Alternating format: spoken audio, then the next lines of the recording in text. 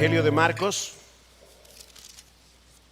capítulo 12, y vamos a leer los versículos 18 al 27. Y algunos saduceos, los que dicen que no hay resurrección, se le acercaron y le preguntaron diciendo: Maestro, Moisés nos dejó escrito: si el hermano de alguno muere y deja mujer y no deja hijo, que su hermano tome la mujer y levante descendencia a su hermano. Hubo 7 hermanos y el primero tomó esposa y murió sin dejar descendencia. Y el segundo la tomó y murió sin dejar descendencia. Y asimismo el tercero. Y así los 7, sin dejar descendencia. Y por último murió también la mujer. En la resurrección, cuando resuciten, ¿de cuál de ellos será mujer? Pues los 7 la tuvieron por mujer. Jesús les dijo: ¿No es esta la razón por la que estáis equivocados? ¿Que no entendéis las Escrituras ni el poder de Dios? Porque cuando resuciten de entre los muertos, ni se casarán, ni serán dados en matrimonio, sino que serán como los ángeles en los cielos. Y en cuanto a que los muertos resucitan, ¿no habéis leído en el libro de Moisés, en el pasaje sobre la zarza ardiendo, cómo Dios le habló diciendo: yo soy el Dios de Abraham y el Dios de Isaac y el Dios de Jacob? Él no es Dios de muertos, sino de vivos. Vosotros estáis muy equivocados. Si hay un tema que despierta la curiosidad y el interés de la gente, es el de la vida venidera. Lo que va a suceder después de la muerte. Todo lo relacionado con ese asunto llama poderosamente la atención. ¿Hay vida después de la vida?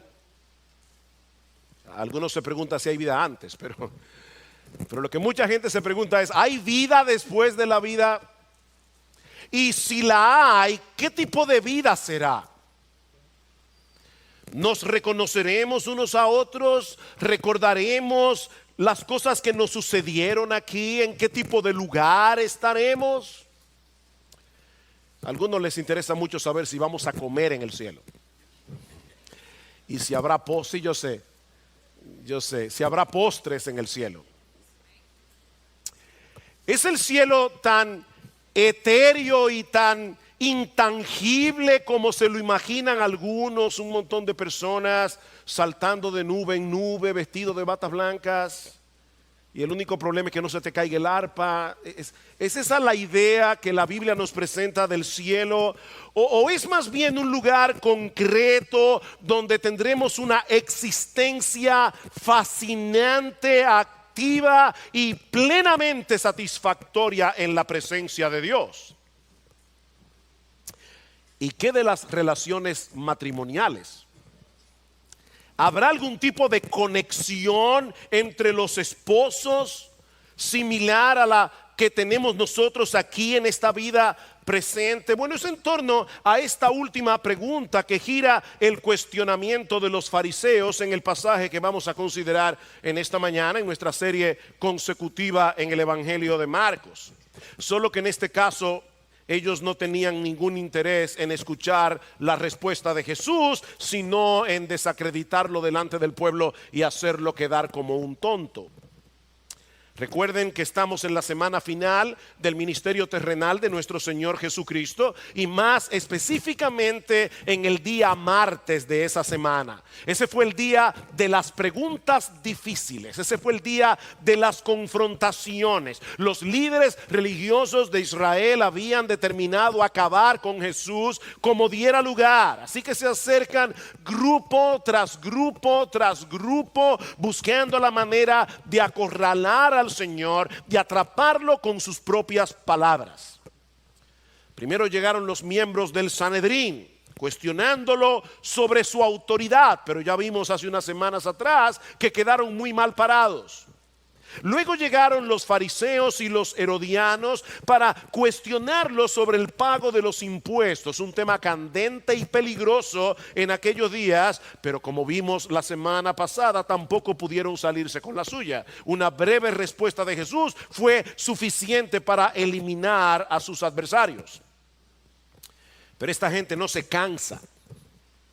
Estos hombres no soportaban la idea de que la popularidad de Jesús pareciera estar por encima de la suya. Ellos eran los líderes religiosos y políticos de la nación. Ellos eran los hombres de influencia. Ellos eran los que parecen tener una mejor preparación bíblica y teológica. Pero entonces de repente aparece Jesús en el escenario de Israel, un hombre que no había recibido ningún tipo de preparación formal en ninguna escuela rabínica de su tiempo, y muy prontamente parece haber volcado toda la atención del pueblo sobre él. Así que si querían preservar su posición de influencia, ellos no tenían más alternativa que acabar con Jesús, o al menos destruir su popularidad, como intentan los fariseos, los saduceos, aquí, a través de una historia absurda y cuestionándolo sobre el tema de la resurrección para dejarlo en ridículo delante de la gente. Vamos a dividir este pasaje en una forma muy similar a como lo hicimos con el pasaje anterior. En primer lugar veremos quiénes eran estos adversarios en el versículo 18. En segundo lugar veremos la emboscada que prepararon contra Jesús en los versículos 19 al 23. Luego veremos el diagnóstico de Jesús de cuál era el problema de esta gente en el versículo 24. Y finalmente veremos la argumentación de Jesús en los versículos 25 al 27.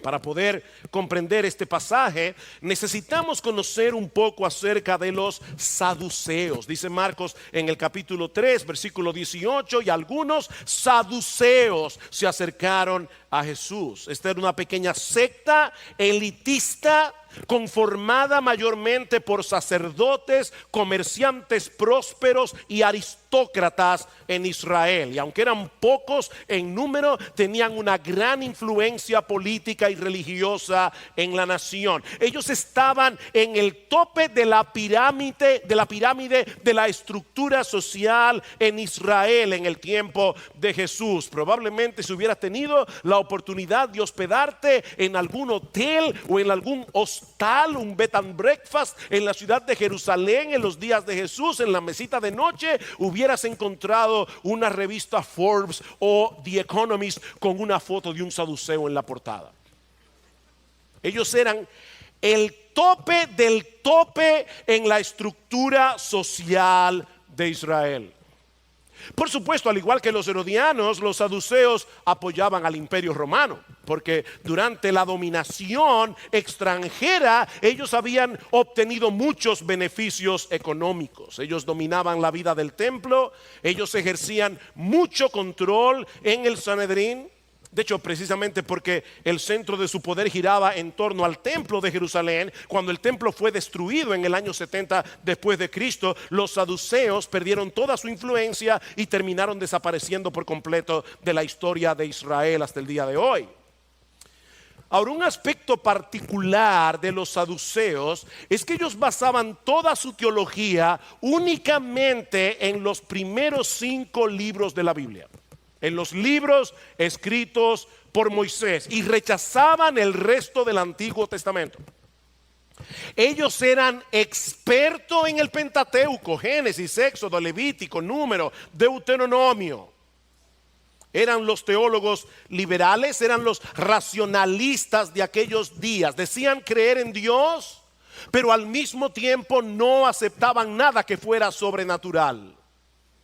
Los saduceos no creían en la existencia de ángeles, no creían en la inmortalidad del alma, no creían en una resurrección corporal, como el mismo Marcos aclara en el versículo 18. Tampoco tenían ninguna esperanza en la llegada del Mesías que anunciaron los profetas del Antiguo Testamento. Hay una historia súper interesante en el libro de los Hechos, en Hechos capítulo 23. Pablo tiene que comparecer delante del concilio y dice Lucas, el historiador, que Pablo se dio cuenta que el concilio estaba compuesto por fariseos y saduceos.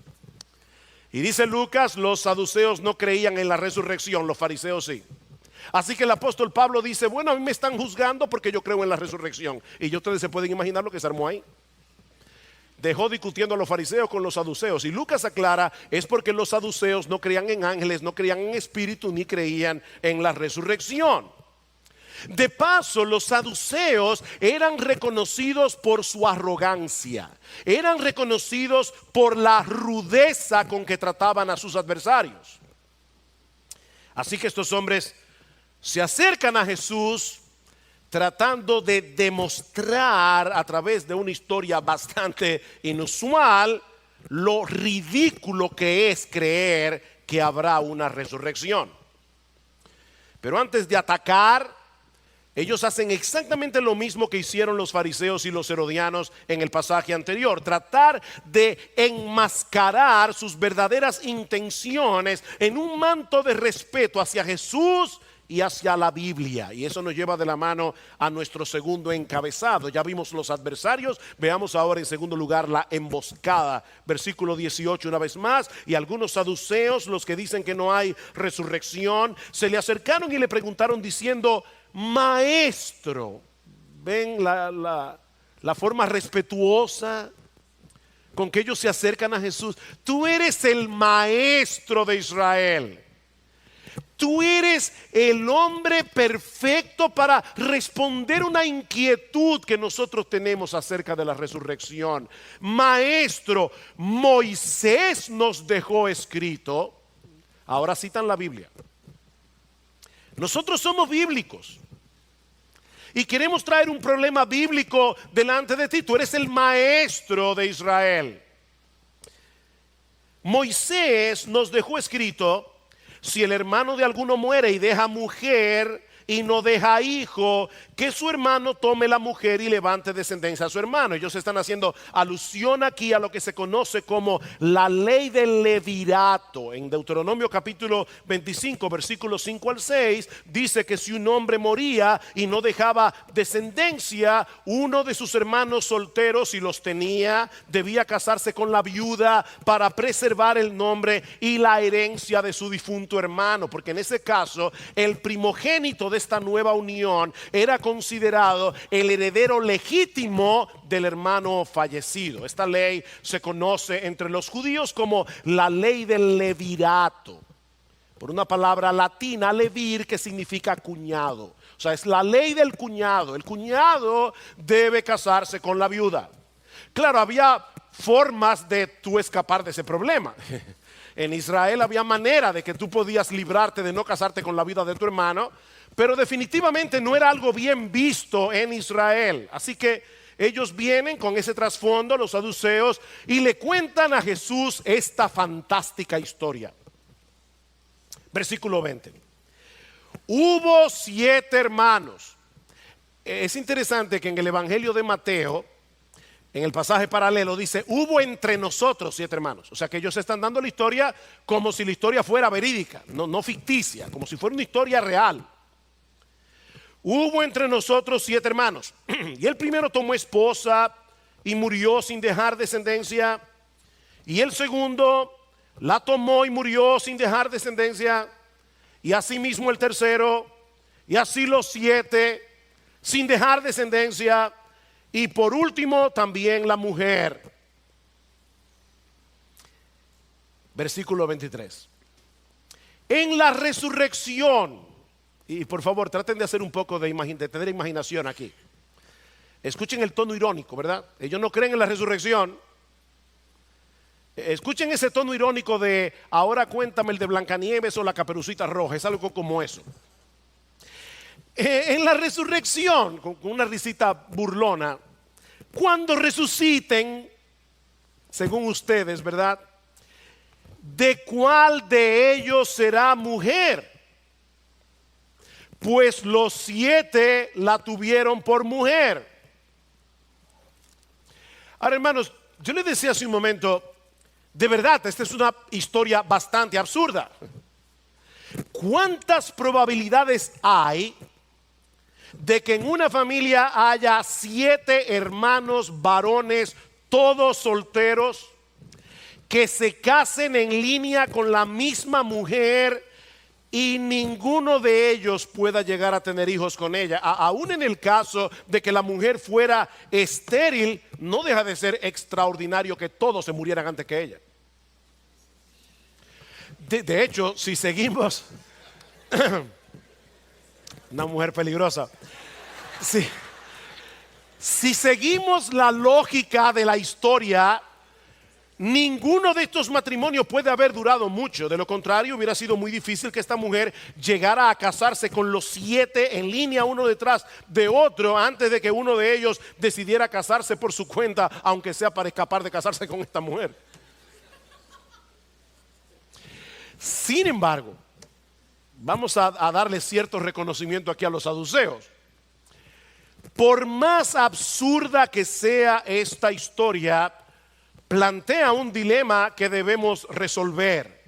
Si de verdad habrá una resurrección, y ese es el título del sermón de hoy, ¿de verdad habrá una resurrección?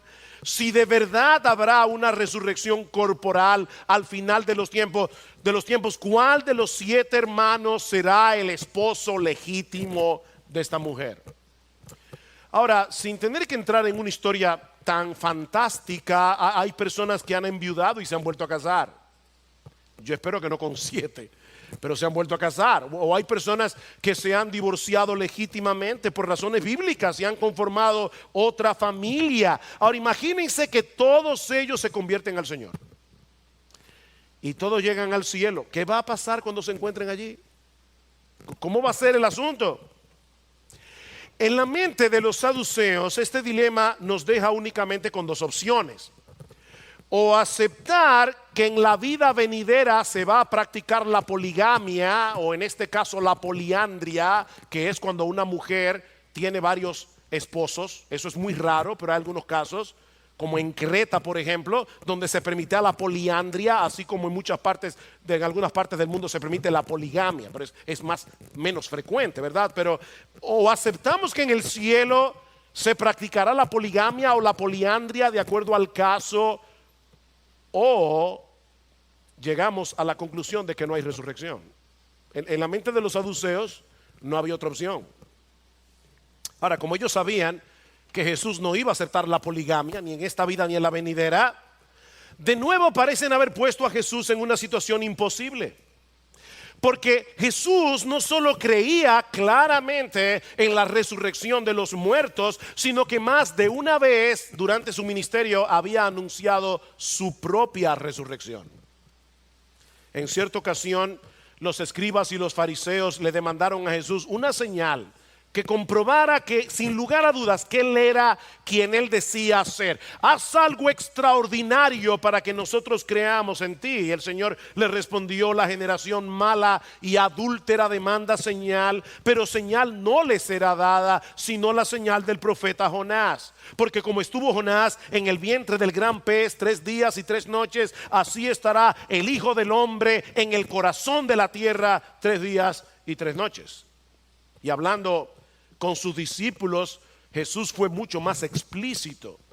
¿Recuerdan en Cesarea de Filipo cuando el apóstol Pedro reconoció que Jesús es el Cristo, el Hijo del Dios viviente? Dice en Marcos capítulo 8 versículo 31 que inmediatamente Jesús comenzó a enseñar a sus discípulos que Él debía padecer muchas cosas y ser rechazado por los ancianos, por los principales sacerdotes y los escribas, y ser muerto y después de 3 días resucitar. Y luego repite la misma idea en Marcos 9:9, en Marcos 9:31, en Marcos 10:33 y 34, una y otra vez la misma enseñanza: yo voy a resucitar de los muertos. Es por eso que la resurrección es una doctrina fundamental de la fe cristiana, como dice Pablo en 1 Corintios capítulo 15. Porque si no hay resurrección, tampoco Cristo resucitó. Y si Cristo no resucitó, Él era un farsante, nuestra fe no tiene sustancia y el evangelio que nosotros proclamamos es una mera ilusión. De manera que este ataque de los saduceos iba dirigido contra una de las columnas en las que se sostiene el cristianismo. Si Cristo no resucitó, su muerte en la cruz no significó nada. No hay perdón de pecados, no hay redención, no hay esperanza. Como dice Pablo en 1 Corintios capítulo 15 versículo 32, si todo lo que tenemos es esta vida, entonces comamos y bebamos, que mañana moriremos. Disfruta todo lo que puedas mientras puedas, porque la muerte le pone punto final a nuestra existencia humana. ¿No es eso lo que mucha gente cree en el día de hoy? Mis hermanos, ¿no es así como mucha gente vive? Venimos de la nada y hacia la nada vamos. Así que nada importa excepto el placer y las experiencias que podamos acumular en esta vida pasajera. El que tenga más juguetes gana. Es así como mucha gente vive. ¿Y saben qué, mis hermanos? Esta filosofía de vida sería del todo correcta si no hubiera resurrección. Pero hay resurrección.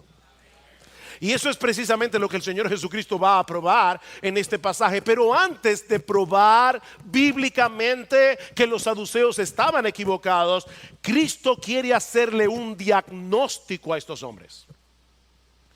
¿Cuál es el problema de estos hombres? Y eso nos lleva al tercer punto, el diagnóstico, versículo 24. Jesús les dijo: ¿no es esta la razón por la que estáis equivocados? Que no entendéis las escrituras ni el poder de Dios. ¿Saben, saduceos, por qué ustedes están tan extraviados en su forma de pensar? Porque hay dos cosas que ustedes no entienden: ni la palabra de Dios ni el poder de Dios. Esa es la fuente de todos vuestros errores. Porque si se extravían en ese punto, se van a extraviar en todo lo demás. Ahora, estos hombres leían las escrituras, ellos conocían perfectamente, por lo menos los libros de Moisés. Ellos escuchaban las escrituras continuamente en el templo, pero no las entendían de una forma apropiada. Y al no poder entender las escrituras, tampoco podían entender el poder de Dios, porque una cosa está conectada con la otra. Es por medio de lo que Dios nos ha revelado de sí mismo en su palabra que nosotros podemos conocer quién es Dios, que nosotros podemos conocer los atributos de Dios, incluyendo el hecho de que Él es omnipotente, que Él es todopoderoso. Sí, la creación nos muestra en una forma clara y evidente el poder y la sabiduría de Dios, pero es por medio de la Biblia que podemos interpretar adecuadamente cómo es que operan ese poder y esa sabiduría en todo lo que Dios hace. De manera que la Biblia testifica e interpreta el poder de Dios. Testifica del poder de Dios, pero nos interpreta el poder de Dios. ¿Con qué propósito es que Dios hace ese despliegue de su poder en la creación y en todo lo que hace? Mis hermanos, estos hombres creían en el libro del Génesis. Si Dios hizo el mundo en 6 días, de la nada, con el poder de su palabra, ¿no puede resucitar a un muerto? Ustedes no entienden la Biblia ni entienden el poder de Dios. Si no miramos la vida a través del lente de las escrituras y del poder de Dios, mis hermanos, tendremos una perspectiva muy distorsionada de la realidad. Estamos viendo la vida con un lente equivocado. Mi amigo, déjame decirte algo. Tú llegaste ayer a este mundo. Tú llegaste ayer. Y no tienes toda la información que necesitas para interpretar correctamente la vida y mucho menos la vida venidera. Te falta información, te faltan piezas para armar el rompecabezas de la realidad. Tienes una visión muy corta, tienes una visión muy limitada. Mi amigo, todos nosotros necesitamos el manual del fabricante. Necesitamos el manual del fabricante. Es la Biblia la que nos da los lentes correctos para interpretar la vida. Me encanta cómo lo dice C.S. Lewis, el autor de las Crónicas de Narnia. Lewis decía: yo creo en el cristianismo como creo que el sol sale por la mañana. No solo porque lo veo, sino porque a través del sol lo veo todo. Yo no solamente creo que el sol está allí porque lo veo salir cada mañana, es porque a través de la luz del sol es que yo puedo ver todo lo demás. Mis hermanos, necesitamos la cosmovisión que Dios nos provee en su palabra para poder entender la vida, por qué el mundo está como está, cuál es la solución provista por Dios, qué hacemos nosotros aquí, cuál es el propósito de nuestra existencia, qué va a pasar ese segundo después cuando mi corazón deje de latir. Necesitamos una información que Dios tiene que dárnosla en su palabra. Dice el salmista que es en la luz de Dios que nosotros veremos la luz. En tu luz veremos la luz, dice el Salmo 36, versículo 9. Así que, mi amigo, si tú decides echar a un lado la revelación del Dios que creó todas las cosas, de ese Dios que te colocó a ti en este tramo de tiempo y de espacio, andarás a tientas y en tinieblas, probando una teoría hoy y otra teoría mañana, algo que pueda darle sentido a tu existencia en este mundo. Oh, cómo recuerdo ese tiempo cuando no conocía al Señor, cuando no conocía su palabra. Cuánta turbación en mi mente, cuánta turbación. ¿Qué hago aquí? ¿Cuál es el propósito de mi existencia? Mis hermanos, qué bendición tan grande es tener en nuestras manos la palabra de Dios. Yo creo que estamos tan acostumbrados a usar esa frase que ya no significa mucho, la palabra de Dios. Tenemos en nuestras manos la palabra de Dios. Tenemos en nuestras manos lo que Dios ha decidido revelarnos de sí mismo. Dice Carl Henry, un pensador cristiano del siglo XX, que en la Biblia Dios comparte con nosotros su intimidad. Él nos deja entrar en su intimidad. Qué bendición, qué tesoro. Y conociendo a Dios, nos conocemos a nosotros mismos. Sabemos qué hacemos aquí. Ahora, ¿saben qué, mis amados hermanos? No sirve de nada tener en nuestras manos las escrituras y creer que es la palabra de Dios infalible, inerrante y perfecta si no estamos creciendo en el conocimiento de la Biblia. De nada sirve. Y es una pena de verdad ver que muchos creyentes andan desorientados en ciertas áreas de su vida porque no se están nutriendo de la palabra de Dios. Porque han permitido que algunas teorías humanistas no bíblicas se infiltren en su proceso de pensamiento, produciendo una visión distorsionada de la realidad, una visión distorsionada del matrimonio, una visión distorsionada del rol del hombre y la mujer, una visión distorsionada de la crianza de los hijos, una visión distorsionada del trabajo, una visión distorsionada de todo. Hemos permitido que pensamientos humanistas antibíblicos se infiltren en nuestra forma de pensar. Es por eso que Pablo nos advierte en Romanos capítulo 12: no os conforméis a este siglo, no dejen que lo metan en ese molde, no se adapten a la corriente de pensamiento de este mundo, dice Pablo, sino transformaos o déjense transformar mediante la renovación de vuestra mente, para que puedan verificar cuál es la voluntad de Dios, lo que es bueno, aceptable y perfecto. No tenemos otra forma de verificar si nuestra perspectiva de la realidad es real. No tenemos forma de verificar si nosotros creemos en eso que Francis Schaeffer llamaba la verdad verdadera, a menos que contemplemos la vida a través del manual del fabricante, a través de las escrituras. Ese es el diagnóstico de Jesús.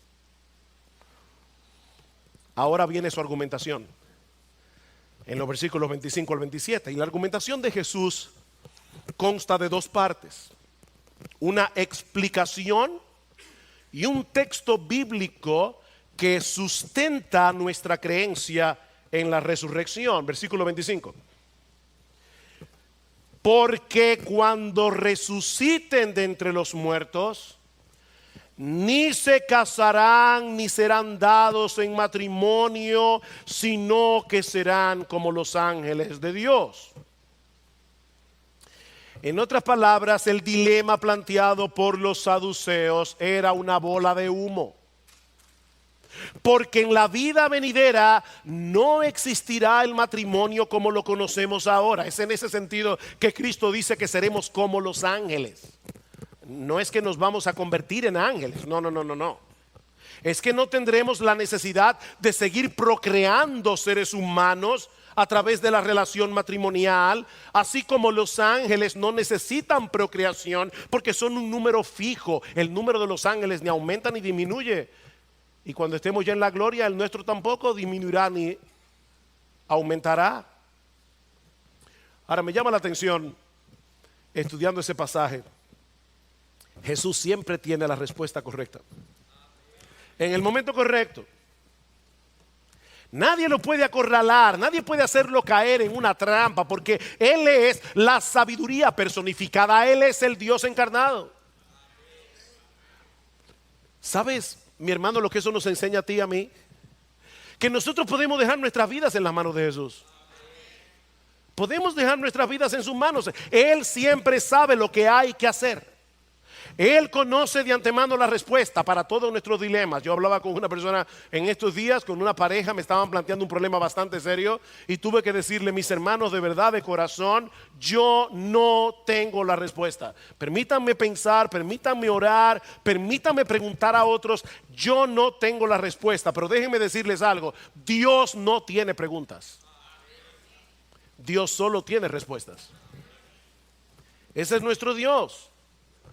Él sabe cómo guiarnos mejor.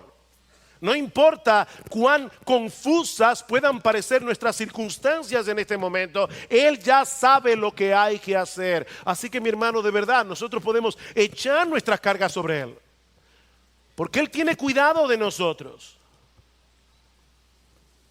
¿Cuál será el marido de esta mujer? Ninguno de los 7, dice Jesús. Porque en la vida venidera las cosas funcionan de otro modo. Los que tuvieron un buen matrimonio en esta vida presente tendrán una relación infinitamente mejor que la que tuvieron con sus cónyuges aquí. Pero ya no serán marido y mujer. Serán hermano y hermana. Y si tuvieron más de un cónyuge, ya sea por causa de viudez o por un divorcio legítimo, eso no será ningún inconveniente en el cielo, porque nos veremos unos a otros como hermanos y hermanas, y nuestra completa satisfacción será disfrutar todos juntos de la bendita presencia de nuestro gran Dios y Salvador Jesucristo. No olviden que el propósito de la relación matrimonial en esta tierra es llegar a ser una parábola viviente de la relación de Cristo con su iglesia. Eso es lo que enseña Pablo en Efesios capítulo 5. El matrimonio está supuesto a ser una representación visible, una parábola viviente de la relación de Cristo con su iglesia. Es esa relación de Cristo con su iglesia la relación original. La nuestra aquí no es más que una copia temporal. De manera que cuando lleguen las bodas del Cordero, las relaciones matrimoniales temporales y pasajeras dejarán de ser para dar paso a la relación matrimonial permanente y eterna, la de Cristo con su iglesia. Ahora, esto también es una nota de esperanza para aquellos que tienen aquí un matrimonio dificultoso. Es una nota de esperanza. Porque, mi hermano, mi hermana, esas dificultades terminarán algún día. De verdad. Yo sé que en tu mente eso no parece posible. Pero esas dificultades terminarán algún día. Porque al llegar a la presencia del Señor, Todas las células cancerosas del pecado que hacen el matrimonio a veces una relación dificultosa habrán desaparecido para siempre. Todas las debilidades y reacciones pecaminosas, las tuyas y la de tu cónyuge, desaparecerán por completo. Desaparecerán para siempre si son cristianos. Mira, mi hermano, déjame decirte algo. Si tu relación por momentos se torna difícil, tú vas a tener una relación con esa persona como nunca soñaste tener de este lado de la eternidad. Nunca soñaste tener. Esta es la explicación de Jesús. En la vida venidera las cosas serán diferentes. Pero ahora viene el texto bíblico que sustenta nuestra creencia en la resurrección, versículo 26.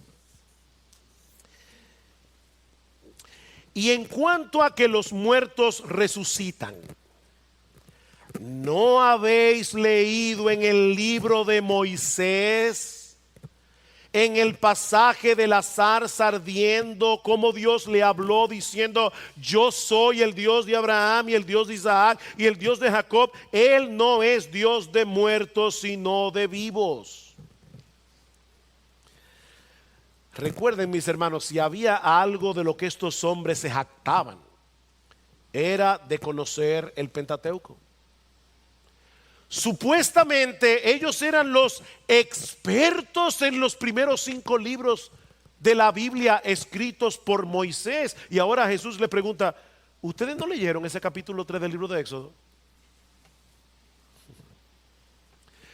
Yo recuerdo cuando yo comencé a leer la Biblia por primera vez siendo un nuevo creyente, cuando llegué a este pasaje de los evangelios, específicamente en el evangelio de Mateo, este pasaje fue para mí un dolor de cabeza, porque yo no podía entender por qué el Señor usó ese texto para probar la doctrina de la resurrección, si en el Antiguo Testamento hay pasajes que lo enseñan más claramente. Porque ese es un pasaje que necesita cierta argumentación. Y yo decía: ¿por qué Jesús citó ese texto? Por ejemplo, en el Salmo 49, versículo 15 dice: Dios redimirá mi vida del poder del Seol, porque Él me tomará consigo. El salmista está diciendo: yo sé que después de la muerte Dios me tomará consigo. Salmo 73, versículo 24: me has guiado según tu consejo y después me recibirás en gloria. ¿Qué puede ser más claro? Después me recibirás en gloria. Lo mismo se enseña en Oseas capítulo 6 versículo 1, en Isaías capítulo 26 versículo 19. Ahora, uno de los textos que más me encantan del Antiguo Testamento es el de Daniel capítulo 12. En Daniel capítulo 12 dice claramente que los muertos serán despertados, unos para vida eterna, otros para vergüenza y confusión perpetua. Los entendidos resplandecerán como el resplandor del firmamento, y los que enseñan la justicia a la multitud como las estrellas a perpetua eternidad. Wow, qué promesa para aquellos que enseñan la palabra. Habrá una resurrección. Sin embargo, Jesús, en su sabiduría, decide citar otro pasaje. Decide citar un pasaje que se encuentra precisamente en uno de los libros que los saduceos aceptaban como autoritativos. En otras palabras, él está peleando esta batalla en el terreno de ellos. Él está argumentando precisamente con la parte del Antiguo Testamento que ellos decían conocer al pie de la letra. En el pasaje de la zarza ardiente, un evento sobrenatural, por cierto, Dios se le aparece a Moisés en Éxodo capítulo 3 versículo 6 y le dice a Moisés: yo soy el Dios de Abraham, yo soy el Dios de Isaac, yo soy el Dios de Jacob. Ahora, esos 3 patriarcas habían muerto hace cientos de años. Cientos de años.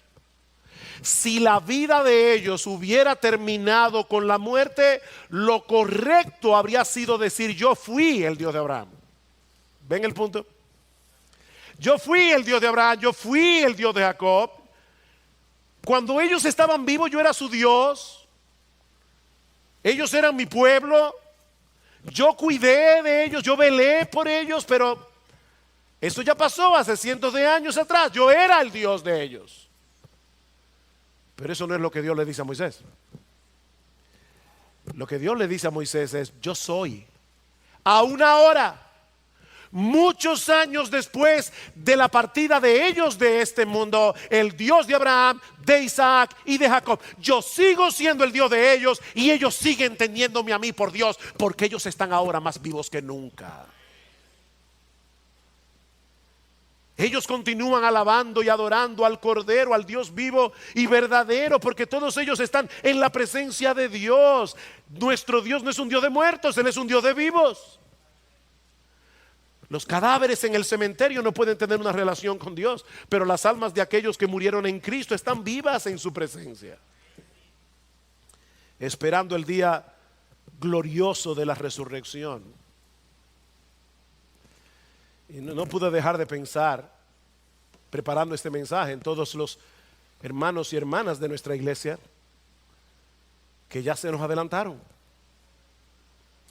Hermanos y hermanas de nuestra iglesia, entre ellos mis propios padres, que ya están en la presencia del Señor.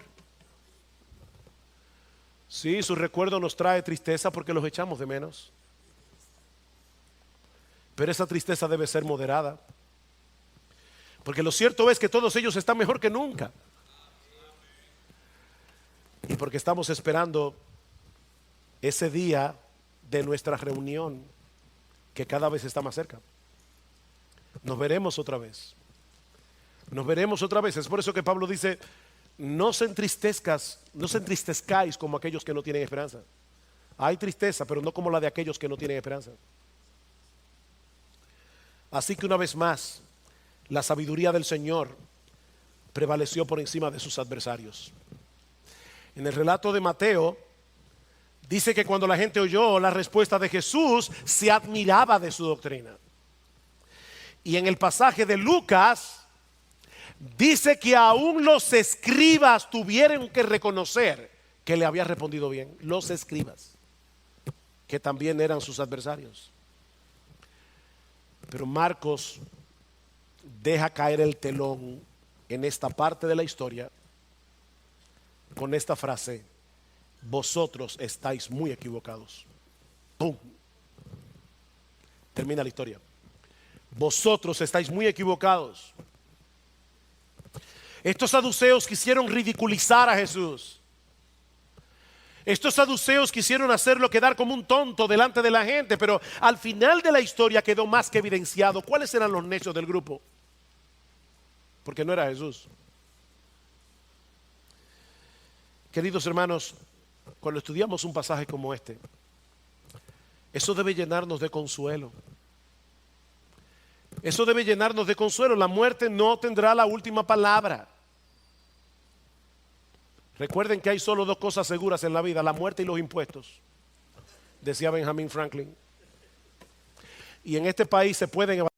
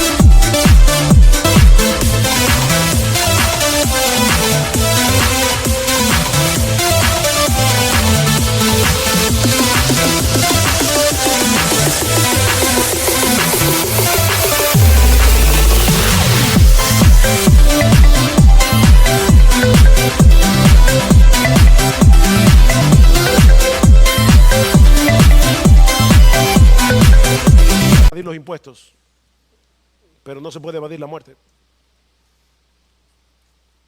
Pero la muerte no tiene la última palabra.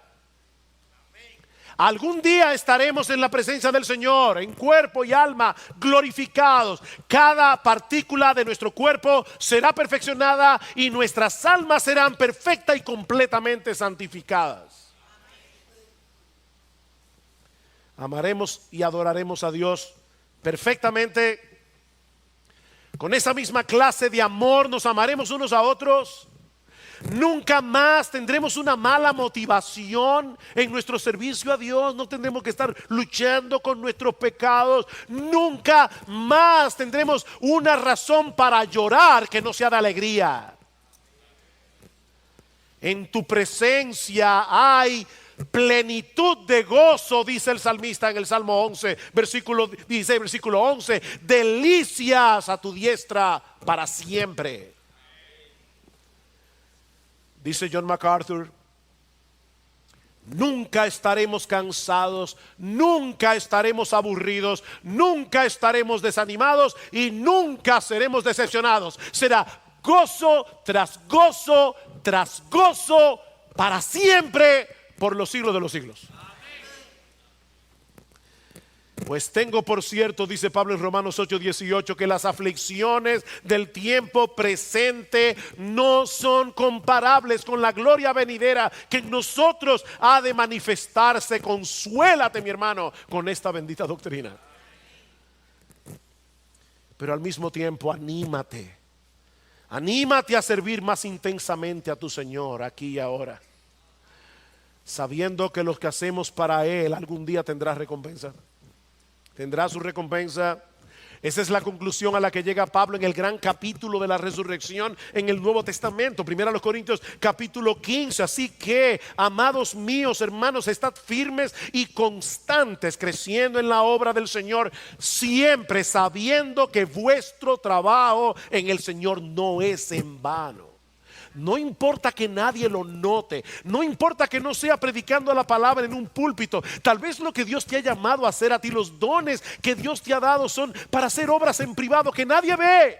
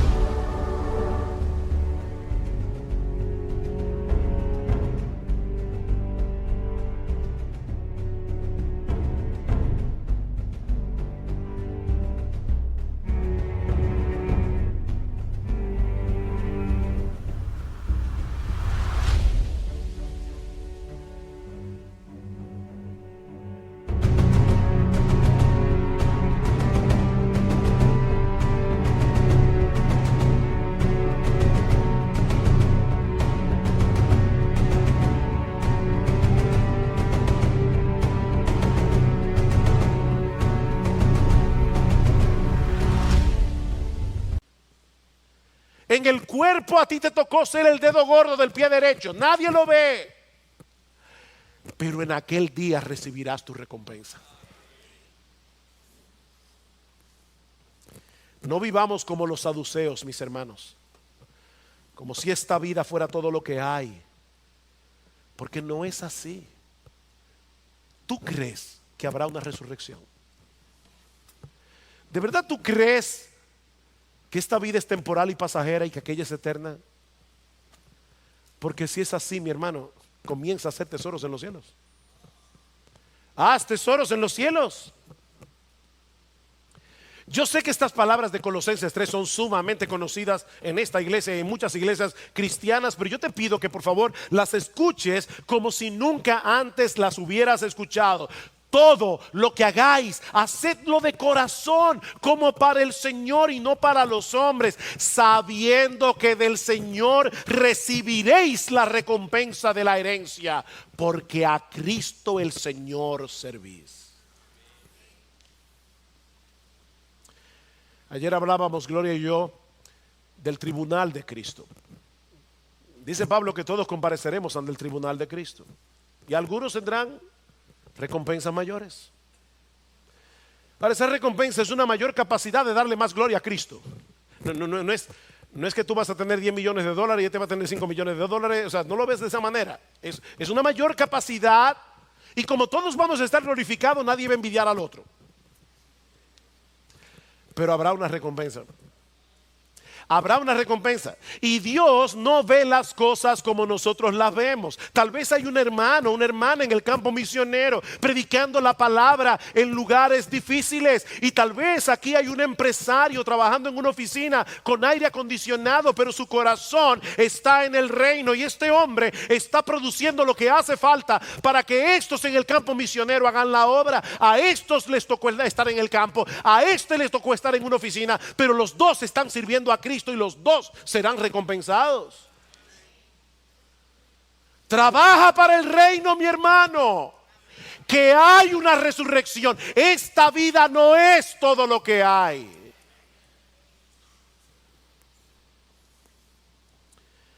Seremos recompensados cuando estemos en cuerpo y alma en la presencia del Cordero, y echaremos nuestras coronas a sus pies, reconociendo que fue por su gracia que hicimos lo que hicimos. Y le diremos al Cordero: tú mereces la gloria. Tú mereces la gloria. Y mi amigo, si tú estás aquí sin Cristo en esta mañana, es mi deber decirte que la doctrina bíblica de la resurrección no es una buena noticia para todos. El mismo Jesús enseñó en Juan capítulo 5 versículo 29 que así como habrá una resurrección para vida, mi amigo, también habrá una resurrección para condenación. Todos van a resucitar, pero no todos estarán en el mismo estado. Como dice Daniel, el texto que leímos: unos para vida eterna, otros para vergüenza y confusión perpetua. Mi amigo, ¿dónde estarás tú en aquel día? ¿Dónde estarás tú? Recuerda, nuestro Dios no es un Dios de muertos. Él es un Dios de vivos. Y la Biblia dice claramente que la vida espiritual y verdadera solo se encuentra en Cristo. La vida espiritual y verdadera solo se encuentra en Cristo. Yo soy el camino y la verdad y la vida. Nadie viene al Padre sino por mí. Este es el testimonio, dice Primera de Juan, que Dios nos ha dado vida eterna y esta vida está en su Hijo. El que tiene al Hijo tiene la vida. El que no tiene al Hijo de Dios no tiene la vida. Ven a Cristo, mi amigo, y ven ahora. Abrázalo por medio de la fe y el arrepentimiento. Y el Dios vivo y verdadero, a partir de hoy, será tu Dios para siempre, por los siglos de los siglos. Él nos guiará aún más allá de la muerte, dice el salmista. Oh, que Dios bendiga abundantemente su palabra y que la gracia de Dios esté sobre nosotros hoy y en el resto de esta semana, meditando en estas preciosas verdades de su palabra.